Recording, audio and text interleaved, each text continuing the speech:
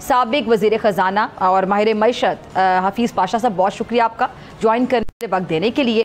पाशा साहब, सबसे पहले बज़ाहिर ऐसा लगता है कि सब कुछ अच्छा नज़र आ रहा है कहीं ना कहीं, लेकिन आप क्या देख रहे हैं हमारी मईशत के हवाले से अभी जो सूरत हाल है? क्योंकि अवाम जो है ना, अवाम आसान अल्फाज में जानना चाहती है कि अवाम को रिलीफ नामी चीज़ कब मिलेगी।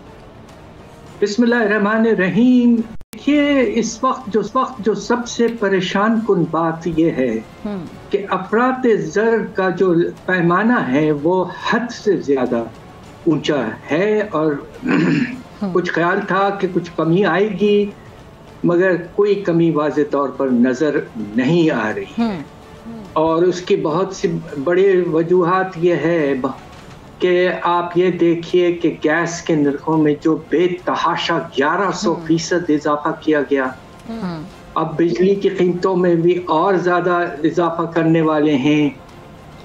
अब इसके नतीजे में अवाम जो है, हम सब जो है, मिडिल क्लास भी बहुत परेशान, हालात हद से ज़्यादा ख़राब हो चुके हैं। अफरात ज़र की रफ्तार 30%, ओवरऑल खाने पीने के अशिया की कीमतें 40% से ज़्यादा, ऐसा पाकिस्तान की तारीख में कभी नहीं हुआ। साथ साथ बेरोज़गारी में बहुत इजाफा और उसके नतीजे में कीमतों के इजाफे और बेरोज़गारी के इजाफे की वजह से गुर्बत में बहुत ज़्यादा इजाफा है। अब मैं आपको क्या बताऊं, हमारा एस्टिमेट यह है कि तकरीबन 1,20,00,000 लोग और पॉवर्टी लाइन के नीचे जा चुके हैं। ऐसा बहुत कम तारीख में पाकिस्तान के हुआ था। पाशा साहब, क्या वजह समझ आती है? क्योंकि हम तो यही सुन रहे हैं कि सब बेहतर हो जाएगा, बल्कि हो रहा है, लेकिन आपको क्या समझ आती है आपकी बातों से? सॉरी टू से, मुझे आपकी बातें सुन के मायूसी हो रही है। पाकिस्तान का जो माशी हालात का सबसे बड़ा अहम जो पैमाना होता है वो ये कि हमारे फॉरेन एक्सचेंज के रिजर्व्स की पोजीशन क्या है।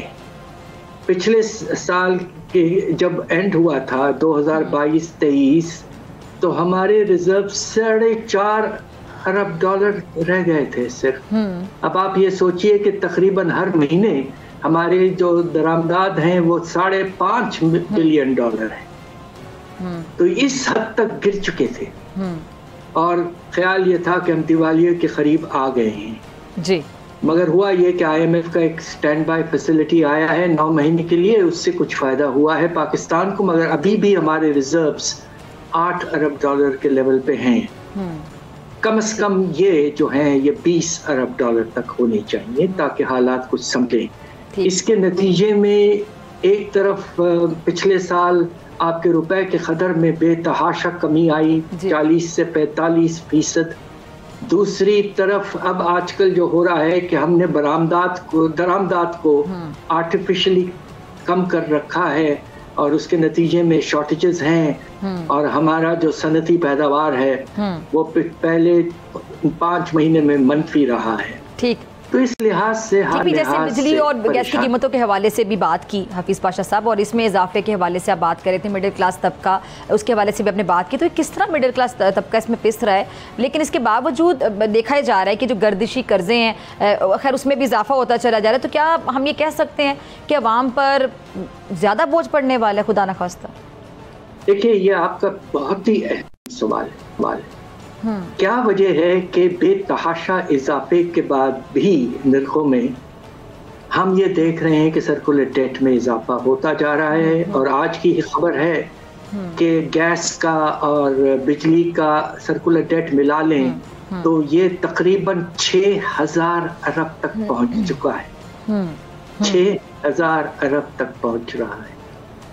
अब उसके नतीजे में हमें और बढ़ाना पड़ेगा। देखिए, हो ये रहा है कि आप जब निर्खों को बेतहाशा बढ़ाते हैं, अब आपने गैस के निर्ख जो है फिक्स कॉस्ट जब आपने इतना बढ़ा दिया, तो उसके नतीजे में होता यह है कि जब निर्ख बढ़ते हैं तो उसके नतीजे में जो लोगों का जो कंजम्पशन या डिमांड जो है वो बहुत कम हो जाता है। ठीक है। और जब वो कम होता है तो फिक्स कॉस्ट जो है पर यूनिट वो और बढ़ जाता है। तो आप एक विशेष सर्कल में फंस चुके हैं और इसको खत्म करने का ये तरीका नहीं है कि निर्खों को बढ़ाए जाए। ये बढ़ते ही रहेंगे और सर्कुलर डेट में कोई खास कमी नहीं आएगी। आपको लॉसेस कम करने हैं, जो चोरियां हैं, जो बिलिंग लॉसेस हैं, जो ट्रांसमिशन लॉसेस हैं, जो डिस्कोर्स की इनएफिशिएंसी, करप्शन, ये वो सारा निजाम चौपट हो चुका है पावर सेक्टर का, और अब गैस का भी हो चुका है। सब्सक्राइब करें और बेल दबाएं ताकि कोई खबर रह न जाए।